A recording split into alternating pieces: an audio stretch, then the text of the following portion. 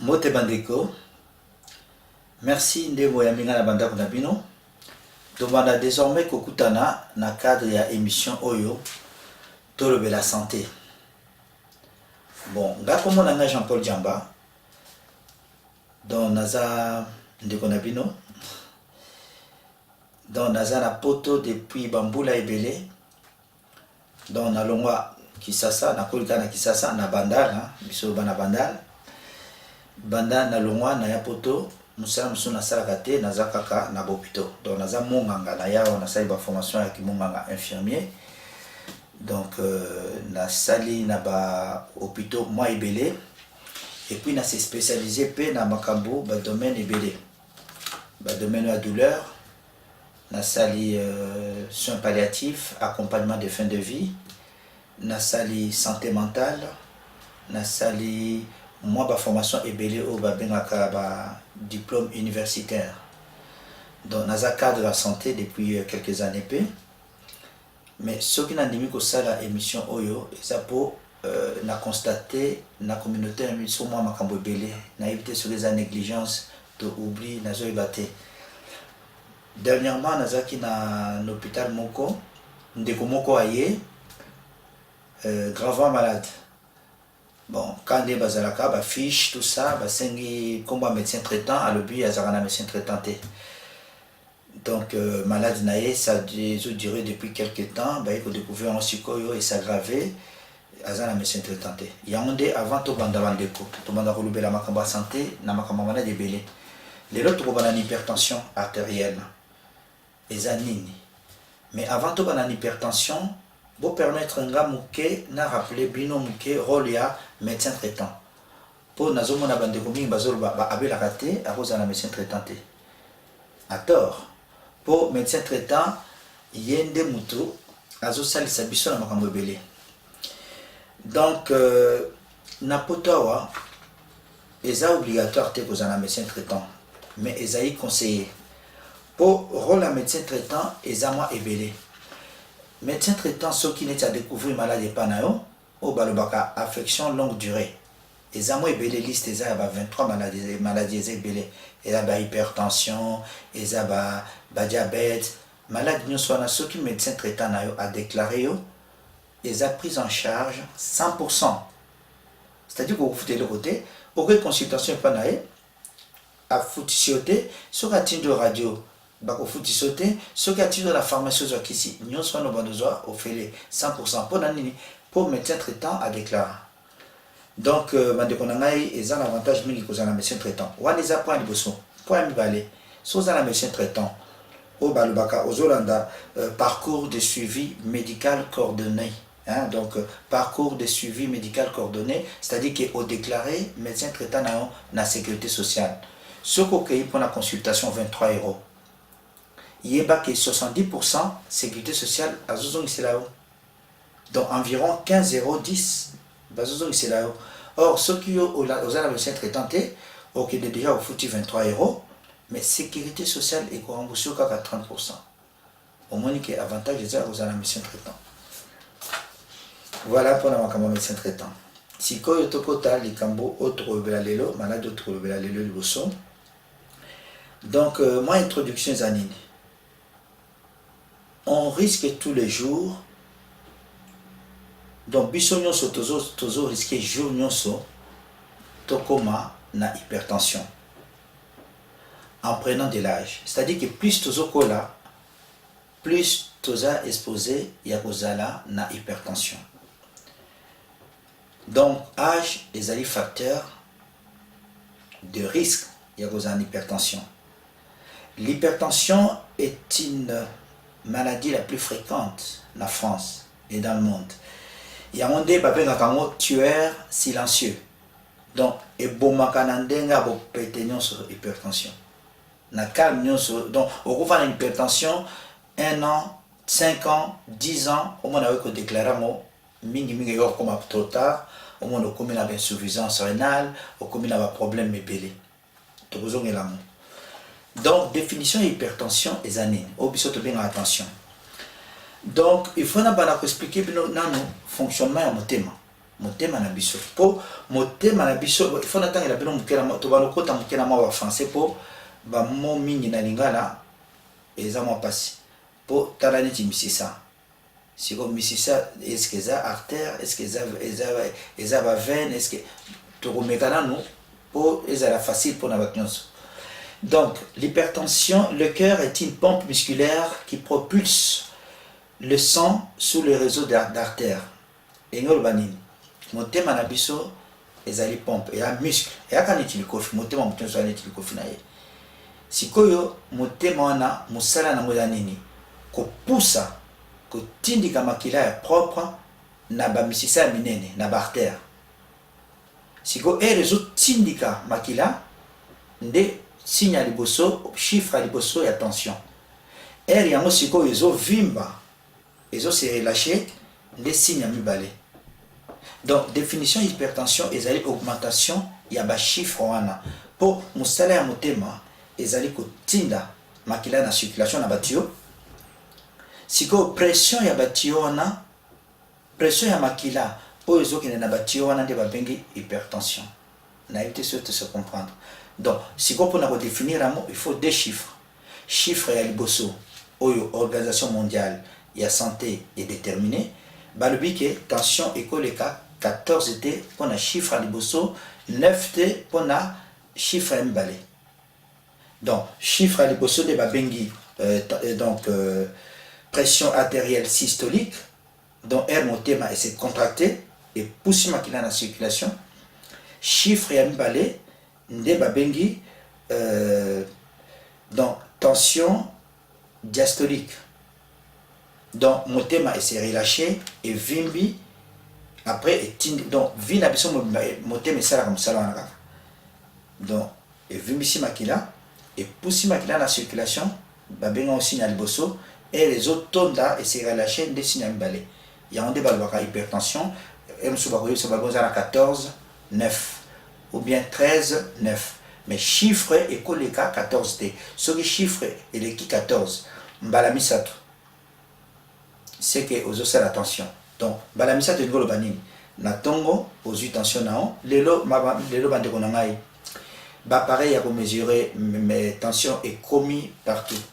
Bazo te comme on a pris nyonso ezo bana 15 euros 30 tiba 50 euros. Au koso ba parler no moko au tchena le boko aux attention nao. So mo nos tension pour la liboso yami balé yami sato ezo le 14 il faut que nous mona monga nao. On les a conseillé dans notre temps dans autres pays. Si que tension on a conséquence dans vos années ni ce qui vous soignez en moté. Pour na sala qui on va fiche moi épelé mais na monitant et pour la minité photo global essentiel kaka.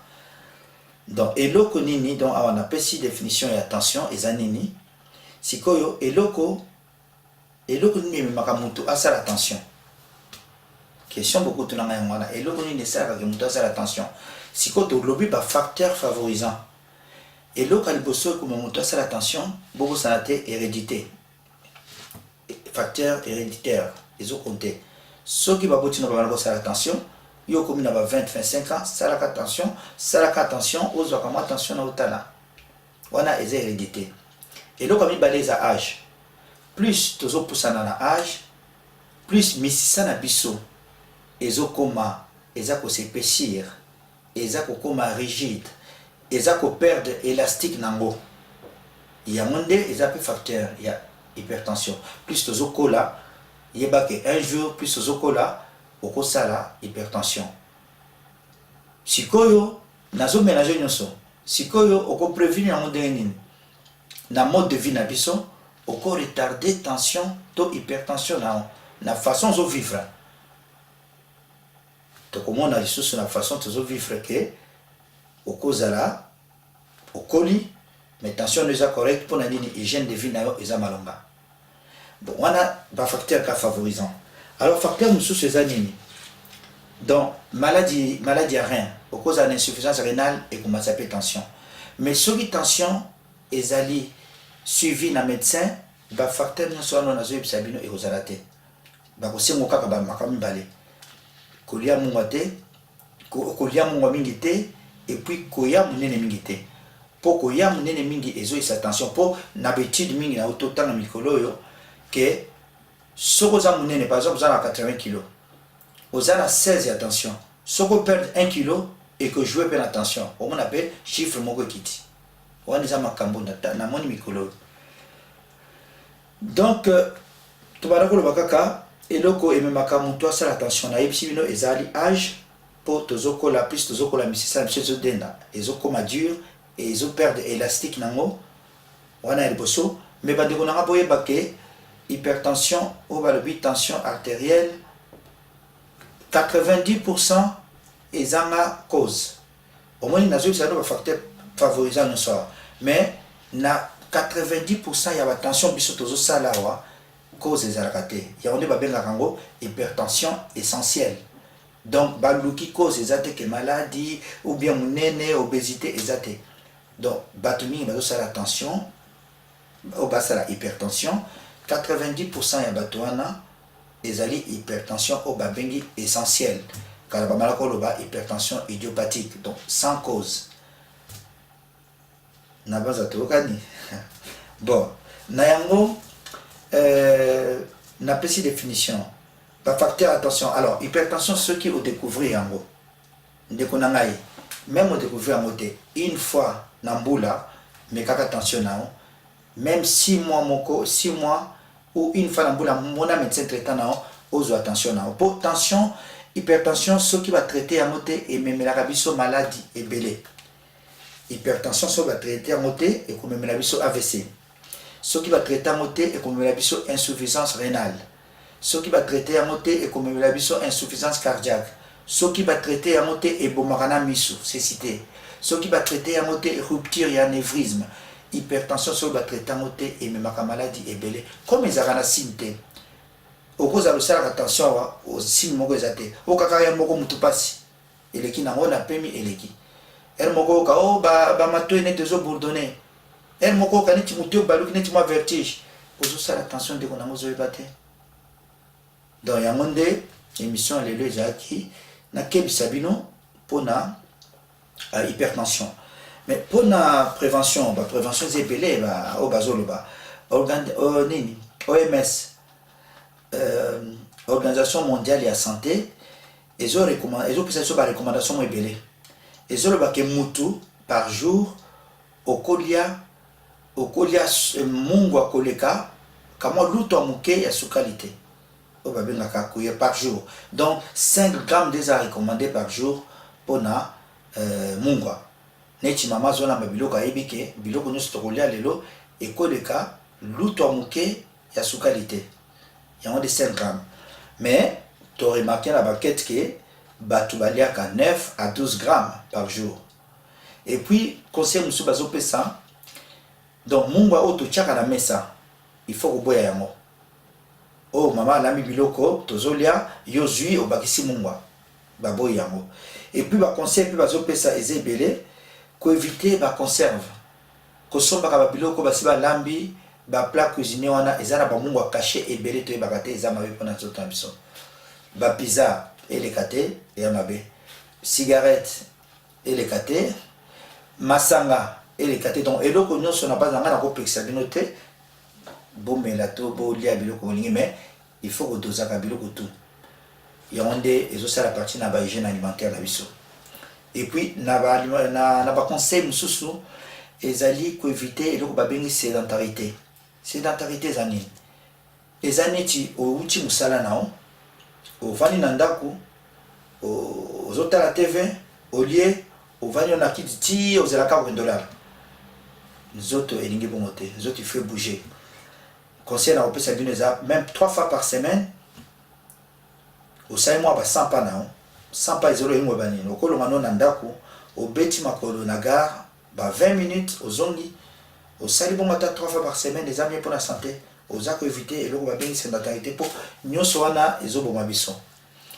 Et puis que ça l'effort pour la santé pour la munene pour munene na ibisi non e bandeli ça la kaka expérience perdre 1 kilo au comme on appelle chiffre moko attention kiti yango na bandeko na ngai eze émission liboso bino ndi boko yebisa ngai question poza nango pour ngai on a joué sabine za bandama muke au cours na keno pesa na salaka 1 heure 1 heure et demie na étudiant sur la qui intervenir pour la makambo santé mais awa toujours luka tout ça là et le comme et les 15 minutes mais tout pesa rabino information essentielle je sais naibi que na bosani mo makambo belé mais bino ndi boko rappeler ngai boko ebisanga makambo il fallait no ba pour na lelo na banza na suki awa et comme mbala sima tokolobela diabète tokolobela hépatite tokolobela maladie nyonso o bino bolingi to sololaka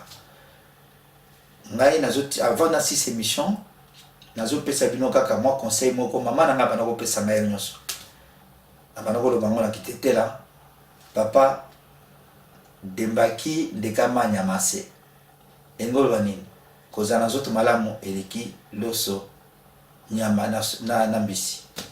Merci, à très bientôt.